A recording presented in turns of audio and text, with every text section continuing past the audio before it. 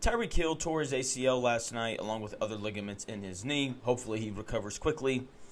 With that being said, the Dolphins they don't need him to win. They do not need him to win at all. You could tell that he was kind of a problem in the locker room. That's a pretty normal Tyreek Hill thing. He and Tua, relationship got a little testy. I'm sure his relationship with Mike McDaniel wasn't great. There's a video of him kind of messing with the Dolphins kicker, Jason Sanders, in the offseason when they're on like a team bus or something. You can tell Jason Sanders is just tired of the guy. Just feels like his personality wears on people, and it's worn on the people in Miami. And the more it's worn on them, the more they've lost. So he's now out of the picture. You say, well, Jonathan, what about the talent aspect of Tyreek Hill? First and foremost, he is not what he used to be. There's a decent number of wide receivers in the NFL that are simply better than him. All right, he's 31 years old now, still fast, but definitely not what he was. And here's the thing with the Dolphins. They don't need speed. They have plenty of speed at wide receiver between Malik Washington and Jalen Waddle. Two guys very capable of catching the football and, breaking off, a cheap 75-yard touchdown. Two guys very capable of stretching the defense both laterally and vertically. It's not even including a guy like Devon Achane, who is more than capable of splitting out wide and catching the football and making plays after the catch. So in terms of his skill sets, they have plenty of that. It's been one of the biggest issues with the Dolphins. Like, that was all that they had for a really long time. And what they really needed was a big target.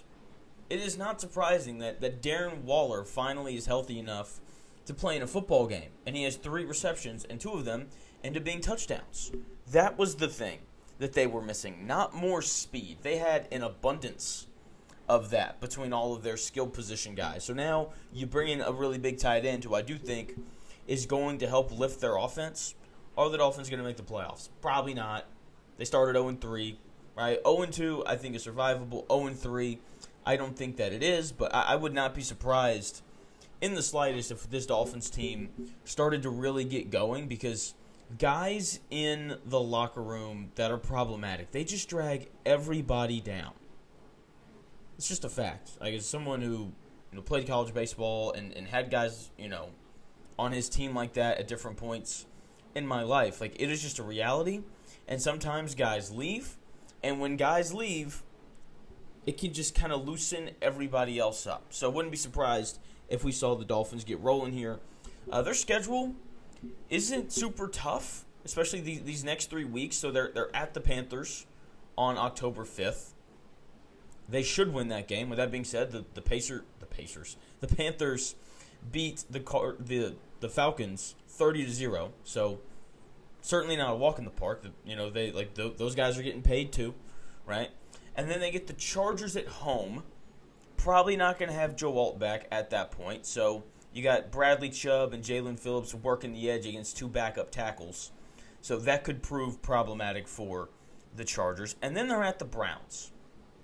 If they go 2-1 in their next 3, that's going to put them at 3-4, and then we'll kind of see where the cards fall after that. So I don't think that they're entirely out of it. Is it an uphill battle? It absolutely is.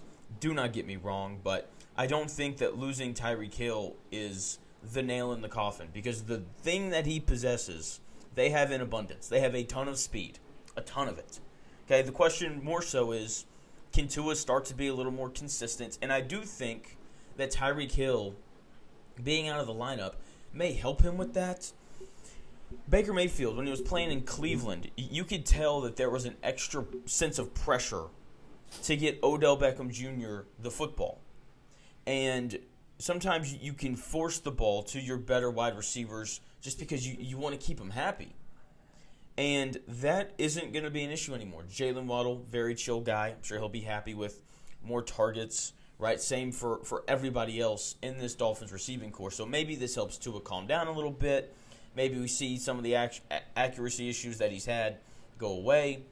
We'll see. Like I said, not betting on them making the playoffs or anything. But if they go 2-1 in their next 3, 3-0, very possible, depending on how banged up the Chargers are when they go down to Miami.